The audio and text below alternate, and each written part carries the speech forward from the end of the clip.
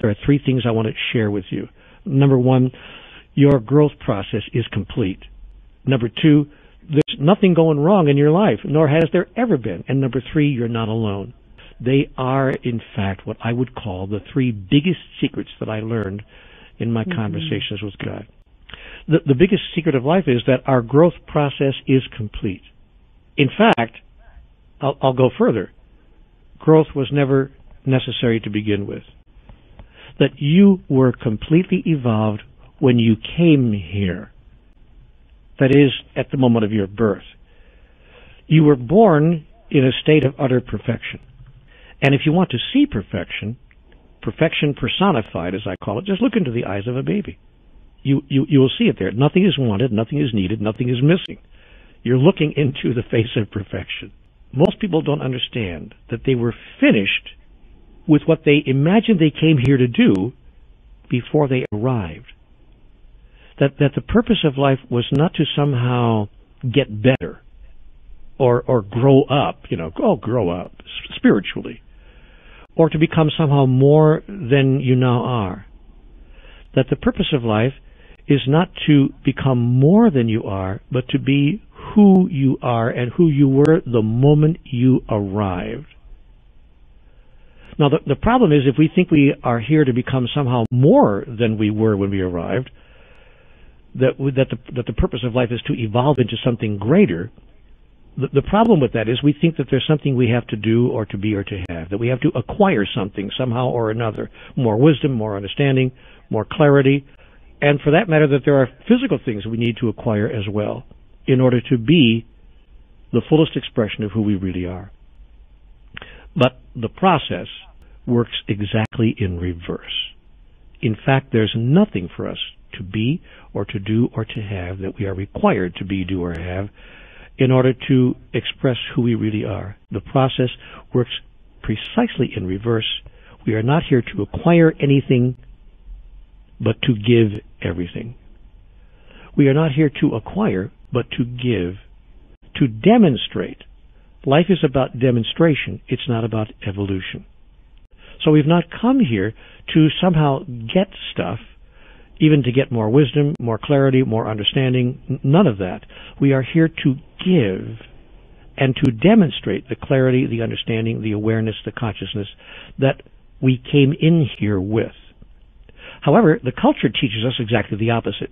The culture into which we were born here on this planet teaches us, you know nothing, you got a lot to learn, you got a long way to go, buddy, blah, blah, blah. And furthermore, interestingly enough, some of the religious culture actually teaches us that what we need to learn, what we need to understand is ultimately ungraspable. That is, it's out of our reach.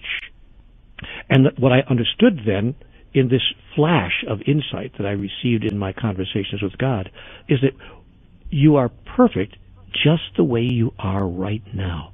Or to put it in simple terms, which is difficult for some people to grasp or to embrace, you are divine. That is, you are my begotten child. Not just my only begotten son, but you are all my begotten sons and daughters in whom I am well pleased. And your job is not to somehow get better or become more than you are now, but simply to demonstrate who you are right now. And why? Why bother demonstrating who you are right now? What's the purpose of that? So that, I was informed, God might know itself experientially through the expression of life in every one of its forms, including the form that we call you. Now, what this meant to me as a practical matter, how you apply that kind of insight into daily life, because people say to me, well, okay, great, but how does that work in 9-to-5 life, is that I discovered that when I give what I wanted to receive as if I already have it, then I would experience the havingness of it. Let me be real clear about that. God put this to me, Claire, in conversations with God in 3 simple words. Be the source. Be the source became the guiding principle of my life. And whenever I found myself wanting anything, gee, I wish I had a little bit more money right now. Gosh, I wish I had a little bit better, smoother going in my relationship. Gosh, I wish my health was a little bit better. Or I wish I had more wisdom, more clarity, more understanding, more awareness. I wish I had more of something or another. Whenever I found myself wishing for more, I would sit down and think, I wonder if there's anybody else around me in my life, friend or stranger, who also wants more of that, who might even imagine themselves to have less of that than I do. Gee, I wonder how that might work. And I began to decide that I would be the source of what I wished to experience in my own life in the life of another. And so I went out and looked for people who imagined that they did not have enough money, and I gave them some of the money that I had, even though, as a practical matter, I was experiencing that I did not have enough money. I just decided to say to myself, what if I had enough? What if what I had right now, it was enough? And what if it was so much, in fact, that I could actually afford to give some of it away? And I began to give away what I thought I had not enough of. I did the same thing in other areas of my life. I wanted more patience, more understanding, more compassion, more partnership, really. And I found other people who wanted more of the same thing. It's not easy, by the way, I mean, it's not difficult, I should say. I'm trying to say it's not difficult to find people like that. It's easy to find them. They're all over the place. So I simply found people who wanted the same thing I wanted, and I decided to be the source of it, to be the source of compassion, of caring, of understanding, of patience, of forgiveness, and of companionship, and of love. And what I discovered was that when I was a companion to another, and to all others whose lives I touched, suddenly I was companioned, and I was never lonely anymore. When I was the source of patience and understanding and compassion in the lives of others, suddenly I experienced those same things flowing through me, because I discovered that what flows through you sticks to you. And I was able to suddenly experience my havingness of what I thought I didn't have enough of. And as I began to experience my havingness of it, that experience of havingness, what I call in my cosmology havingness, that experience of having that actually acted as a magnet and drew more of it to me, because my purpose was not to have it all for myself, but to give it away. Now, get this twist. My purpose was not to have it for myself, but to give it away. And when your purpose is to give it away to others, the universe supplies you with an unlimited amount of it, because it knows there are a lot of people out there who are suddenly depending on you to be the source of it. And that's the secret of every master who has ever walked the earth. From Jesus to the Buddha, to Muhammad, to any master who has walked the face of the earth, they have become masters by giving what it is they chose to experience to others, and the universe has supplied them with an ample amount of it that they would never run out, because their initial motivation was not to gather it all for themselves, but simply to be a flow-through that others might have it in abundance. That's why some of the masters actually said in these words, I have come that you might have life in abundance and live it even more abundantly. That was their whole purpose, their whole raison d'etre. And when it becomes yours and mine, everything will change. There was a guy, he came to one of my retreats in Canada a few years ago, interesting man. He came to me and he said, he came on a scholarship, because we offer scholarships to our retreats. He said, Neale, I'm here on a full scholarship. I couldn't afford to get in if I wanted to. He said, I have hardly a nickel to my name, but I've heard about your books. I've read a couple of them. Maybe you have something to share with me. He said, because I have nothing right now. I've got 30 cents in my pocket. This is it. That's all I have. And I said, really, are you abundant in nothing? He said, no, I have nothing. I said, you have no humor? Oh, he said, I have lots of humor. He said, I'm a pretty funny guy when you think about it. I said, great. Do you have any compassion, any understanding, any awareness, any kindness in you that you want to share with others? And I gave him a whole list of things that he said. He acknowledged that he had plenty of. I said, great. Your job in the next 4 days of this retreat is to share of that which you have in abundance with others, because there are others who do not have those things, and they don't think they could possibly acquire it anywhere. You go out and be the source of that in the next 4 days. And by the way, take that 30 cents you have in your pocket and give it away to 3 people, a dime to 3 people. I want you to walk out of this building and find 3 people to whom a dime is a great deal. And don't think, by the way, they don't exist, because I was out on the street, and what I got was, if I got a dime from 10 people, I had $1, and I could get something to eat. if it was only a bag of fries. He said, okay, I get it. A year later, I go back to the same city in Canada. I think it was Toronto. I think we were in Toronto. And we do a retreat, and this guy shows up. I didn't even recognize him. I swear I didn't know who he was. His hair was cut. He was in an incredible tailored suit. He was wearing shoes that must have been Ferragamos from Italy for $340. Whatever. It doesn't matter what he spent on his clothes, but he was dressed incredibly well, and and I didn't even know who he was. He sat in the first row, and I said to this guy, wow, just as a joke, I really, really, really like that cashmere sweater you're wearing. I said, wish I had one like that. I was just kind of kidding around, getting the room warmed up. And he took the sweater off. He said, I want you to have it. I said, oh, no, I was just kidding. I was just fooling around. He said, no, I want you to have this. You must have this. We look to be about the same size. In fact, we were. He said, please take this. It had to be a $700 at least cashmere sweater. Wow. And I said, why would you give me this? He said, because of what you gave me. Don't you remember me? Look at me. I said, who are you? He said, I'm the guy from last year who had nothing. And then suddenly I went, because I've seen so many people since then, but my mind clicked. I went, oh my golly, what happened to you? He said, I took your advice. He got into he used his humor and his wit and his charm, because he was a naturally charming guy, and he was a very funny guy and a very naturally humorous guy, and he got a job as a salesman. He began selling real estate, then he began selling cars, because he found out selling cars was easier than selling real estate for him. And no one could say no to this guy. At the end of a year, he was, excuse me for being gross about it, but worth a small fortune. And he couldn't stop the goodness of life from falling in on him, because he gave in abundance of what he had, and the universe said, yes, that's what you're doing here. And he got to the same place that I described earlier. He said to me, Neale, I can tell you now, I don't even work for that. I don't even care about it. Here, take this sweater. I want you to have this. It's not about that anymore. And because it's not about those things are falling in on me almost without effort. And he was a walking, living, breathing example of everything that I was sharing. Take a look at ways in which you have already experienced the completion of your evolutionary process. People kind of like, what? I'm not sure what you mean. I say, no, really. I want you to count the ways. Remember the times in your life when you actually expressed yourself at the level of mastery. Has there ever been a time? You know what I've discovered is that most people are trained, they're culturalized to deny that. They get into shucks, this whole thing. Kind of like you say to a lady, I love that dress. Oh shucks, this whole thing. So we're culturalized to deny it. But when I want to say gently required them. No. I know there was a moment in your life when you said or did something that only a master would say or do. What was it?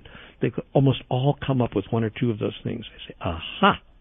So that was a case in which you knew who you really were, and you expressed and experienced that. And we began to gather the stories in real time of people who could, in fact, acknowledge and express their mastery. And I said, now that you think that was an unusual thing, that it's something that is not part of your real nature, and that you somehow simply rose to the occasion. But I am telling you that you are rising to the occasion all the time. How do you suppose you've gotten through to this moment right now? You're talking to me now and telling me nothing's going right, things are horrible, I can't take it anymore, yet here you are still at the front lines. That is mastery. And that is evidence of mastery. That is evidence of your mastery. And your willingness to even search for the next answer is evidence of your mastery as well. Now let's just take that evidence and turn it around and allow other people to experience the mastery that you have already demonstrated. And you will see the whole of your life shift virtually overnight. The second statement that just erupted is that everything in life is going perfectly and you think that it's not. And so the secret here is to turn frustration into celebration, because what you resist persists. Yet what you look at through the eyes of your soul disappears. That is, it ceases to have its illusory form. But we don't understand, most people, and I didn't either before my conversations with God, why are things turning up the way they are? It's all very nice to say that everything is perfect, but it sure doesn't feel perfect to me. Unless you know what it is you're trying to do, and unless you deeply understand the process that is required, in order to do it. In that case, you would see the perfection. And that was the second simple statement that Conversations with God gave me. Statement number 1, be the source. Statement number 2, see the perfection. These are 3-word statements that shifted my whole life. Be the source, see the perfection. Well, how could I see the perfection of living on the street for a year, or having no money, or having my relationship fall apart and my family ripped away from me and my health going downhill? What's perfect about that? Do you mind if I ask? And God would say to me, look, what is happening here is that you are expressing and experiencing the essence of who you really are. And in order to experience the essence, and you're doing that, by the way, God said, as, how can I put this in the vernacular to make it simple, as a favor to me, so to speak. That is, God has created the experience of life itself in physicality as an expression in experience of who and what divinity actually is in its totality. God simply seeks to know itself experientially and is using what you and I call physical life and everything in it, including us, as the means by which to do that. But here's the great secret that Conversations with God told us. In the absence of that which we are not, that which we are is not. That is, it can't be experienced. It can't be expressed. And God gave me a very simple example so that my mind, because my mind couldn't wrap itself around that. You know, when God said that to me, I said, oh, come on, help me out. I mean, I'm not really very advanced here in my thinking process. Could you make that simple for me? God said, sure. Supposing that you decided that you are the light. Let's use a really simple example. Just say these words to me, Neale. I am the light. I said, okay, I am the light. God said, great. Now, how would you know you are the light if there weren't darkness? If you were like a candle in the sun, you'd be there all right, along with a million cajillion other candles, but you wouldn't know yourself as the light because you are, in fact, amidst a million cajillion other candles. The sun wouldn't be the sun without you, by the way. Nay, it would be the sun without one of its candles, and that would not be the sun at all. But how to know yourself as the light amidst the light. And I said, to God, well, you're God, figure something out. And God said, I already did. I will surround you with darkness. Yet when you are surrounded with darkness, raise not your fist to heaven and curse the darkness not, but use the darkness that you might know who you really are. Be a light unto the darkness, that you might express who you really are, and that all those who see you would know who you really are, and by the light of your example, who they really are as well. So I said to God, okay, great example. I like the illustration. I mean, my mind can hear that, but how does that work on day-to-day, on-the-ground life? How do I deal with the so-called darkness that's being foisted upon me, that I encounter every day in my life, to say nothing about the world around me? God said, there's a real simple trick here, Neale. It's called gratitude. Gratitude is the attitude. Your job is to be grateful for, that is, to be thankful for, every condition and circumstance of life, no matter how imperfect you imagine that it is, because in fact it is perfectly designed, perfectly created, and has been called forth by you and all those around you in a collaborative effort in a perfect way to present the perfect opportunity for you to perfectly express perfection itself in you, through you, as you.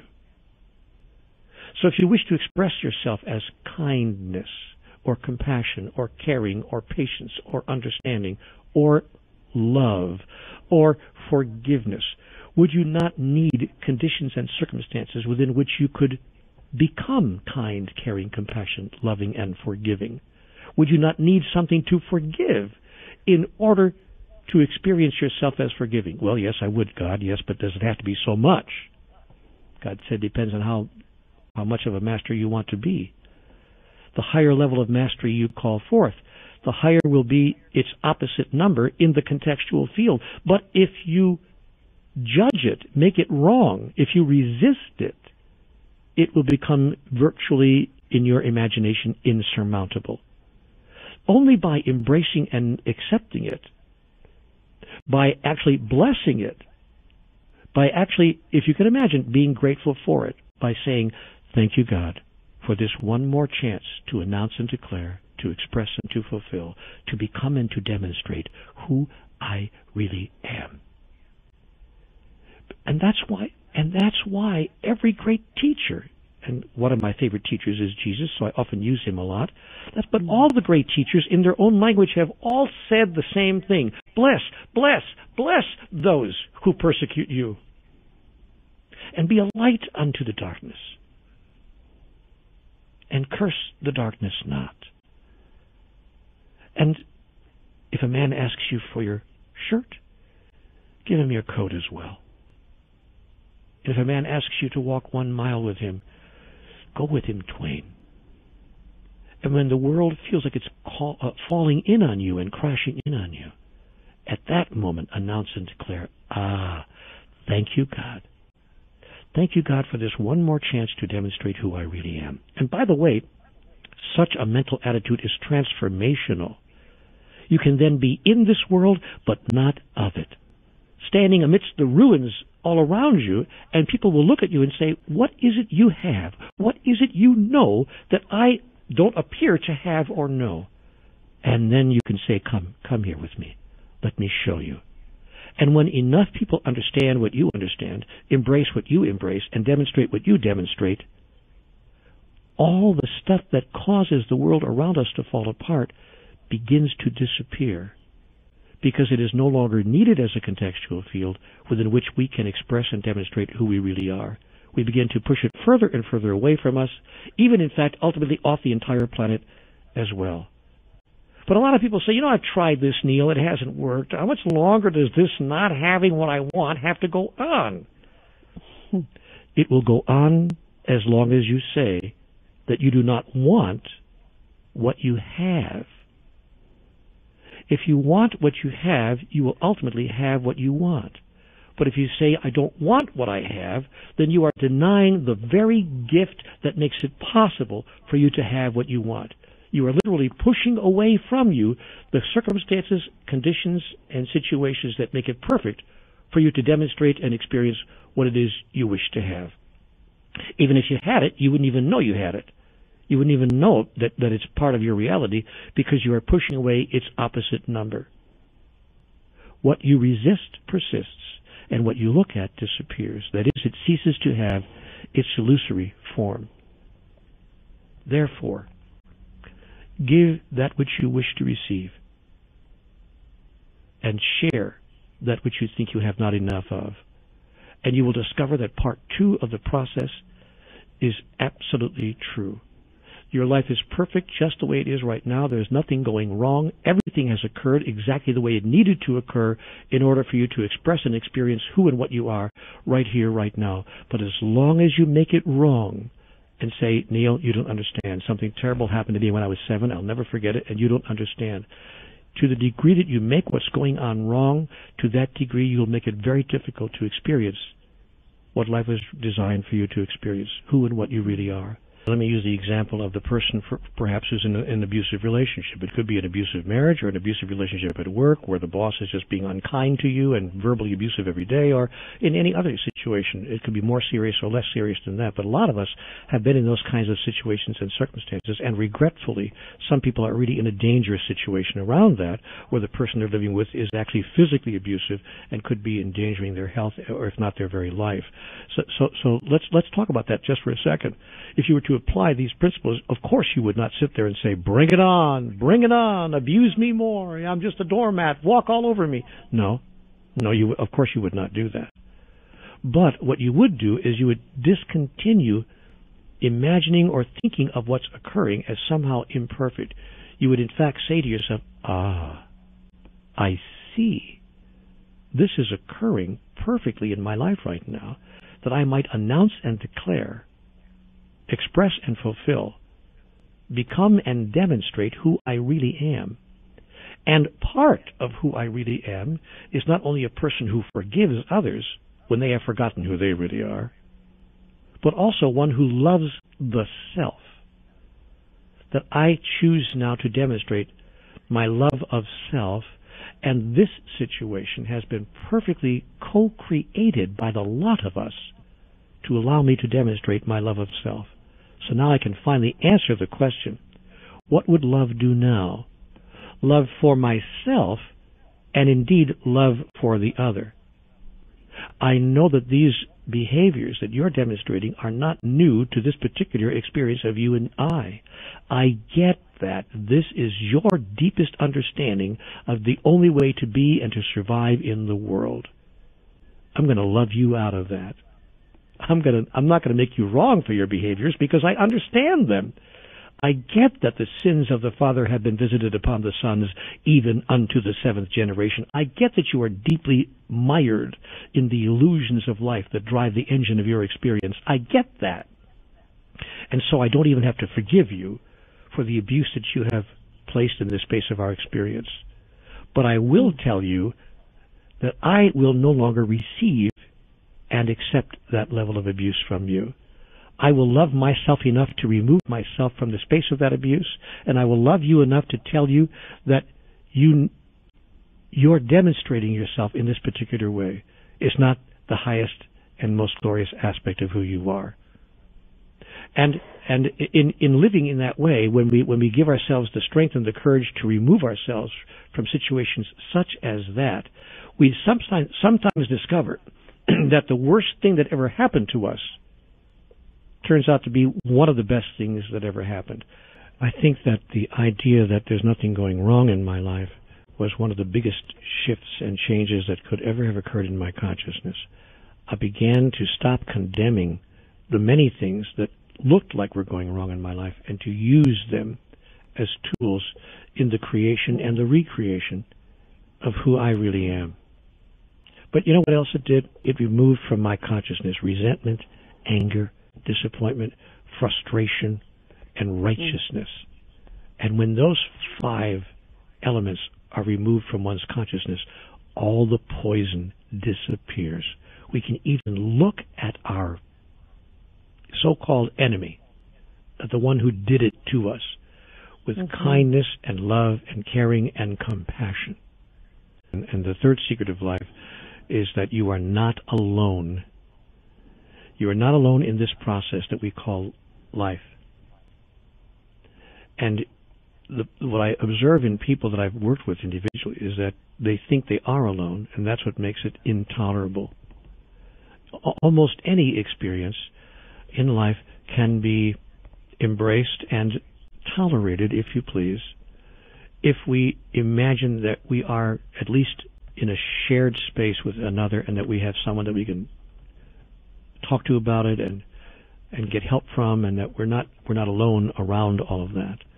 Loneliness is one of the biggest emotional loneliness, even, and I don't mean just physical loneliness, because you can be in a relationship and still be emotionally alone, as people have discovered.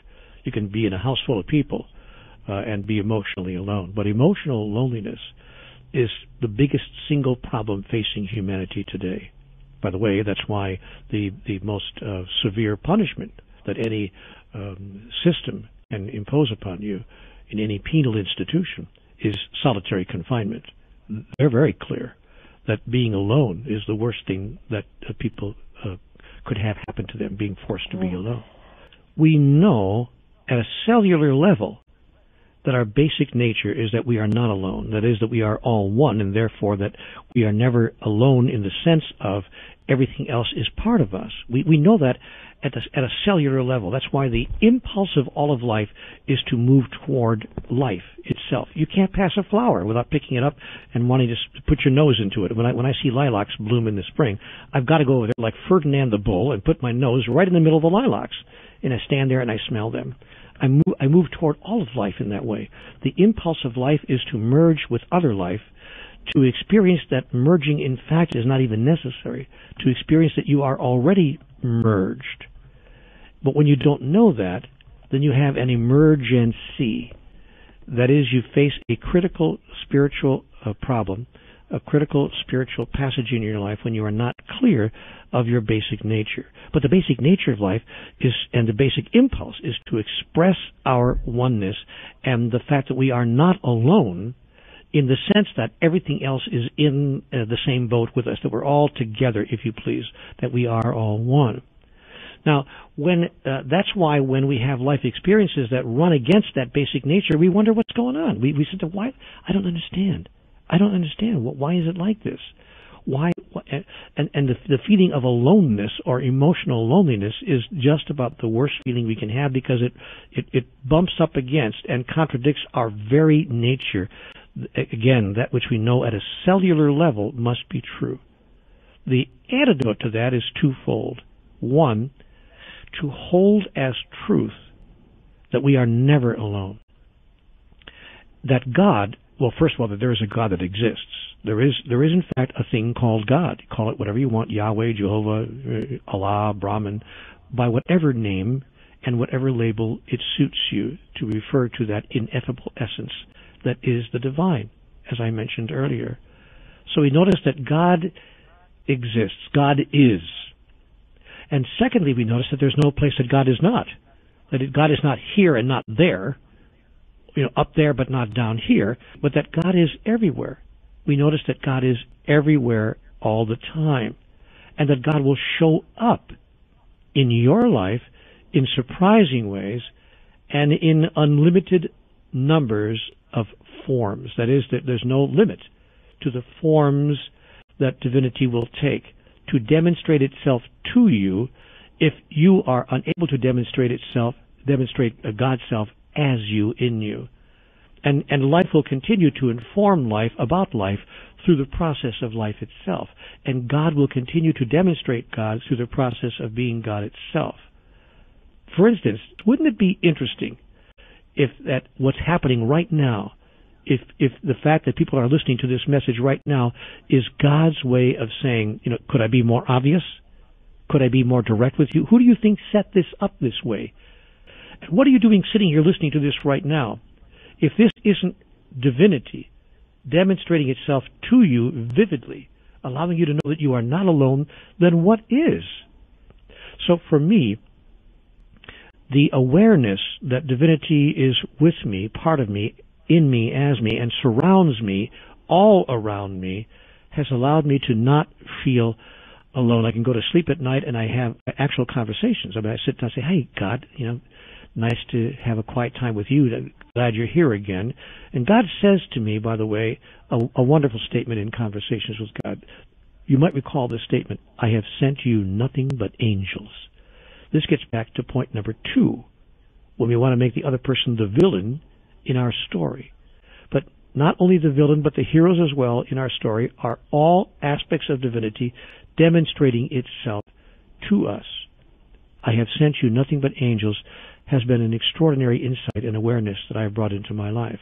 But the biggest insight and awareness is that God itself, in its highest and grandest form, is always with me and never apart from me, and that I can talk to and communicate and access and become aware of and receive assistance from that aspect of the overall ultimate reality at any time that I wish. Now here's what happens. If we are conscious of the fact that God is always with us, God's revealing of itself to us will become more obvious to us. That is, you'll start seeing God's messages everywhere.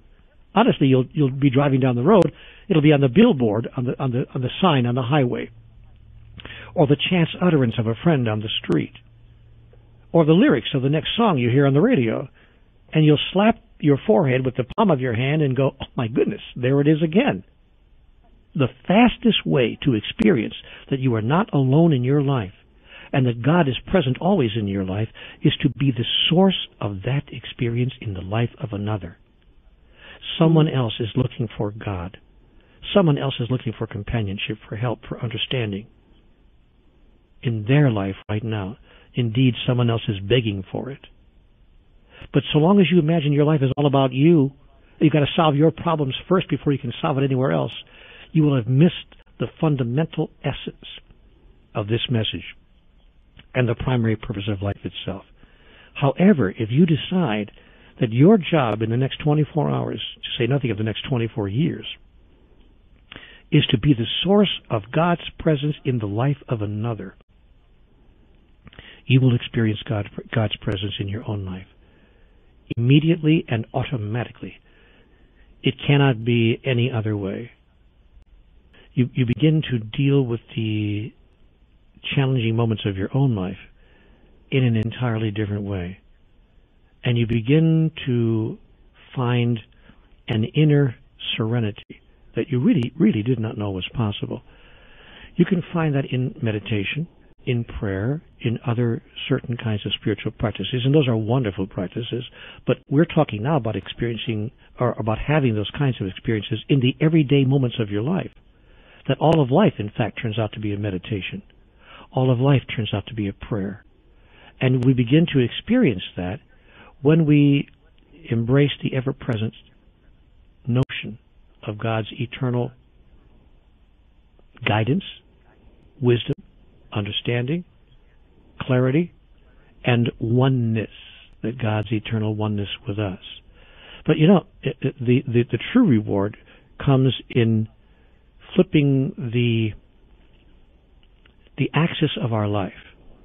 If God said something of prime importance to me in conversations with God, and she did, it was this. It was when she said to me, Neale, your life has nothing to do with you. I get that you think that it does, but in fact it doesn't. You're done. You're complete. Everything is over, finished. You don't have to evolve. You don't have to grow. Neale, your life has nothing to do with you. It has to do with everyone whose life you touch. And that doesn't mean be self-effacing and self-sacrificing and do nothing for yourself. Quite to the contrary. Everything you do, you will do for yourself because there's no one else to do it for. However, it means that how you act on your own behalf will be demonstrated in such a way that everyone whose life you touch will be given back to themselves. They will see by the light of your example who they really are. Therefore, in fact, step into the world, knowing that not only is God with you, always, but that God is with everyone else as well, through you. Dare you to say it. Dare you, double dare you. God has arrived in your life this minute because I am here. All God does is remind itself of itself by being itself. Did you hear that? I said all that God does is remind itself of itself by being itself. So you go around and remind all the other aspects of divinity of who they really are by demonstrating who you really are. Let your life so shine before men that they will see who you really are and see themselves in the light of your example. Or as someone put it once before, vividly, I have come that you may have life and that you may have it more abundantly. That's why Beautiful. I am here. And so it turns out, Claire, after all, that life is not about get the guy, get the girl, get the car, get the job, get the house, get the office in the corner, get the kids, get the grandkids, get the promotion, get the bigger house, get the bigger car, get the gray hair, get the retirement watch, get the sickness, and get the hell out. There's more going on in the process of life. In fact, all that I've just said has nothing to do with it. And yet all those wonderful things can be experienced by us, through us, as us. The things we want in our life, relationship, right livelihood, an experience of full expression, creativity, dynamism, wonderfulness, joy, family, all the things we yearn for will come to us without effort when we apply these three secrets.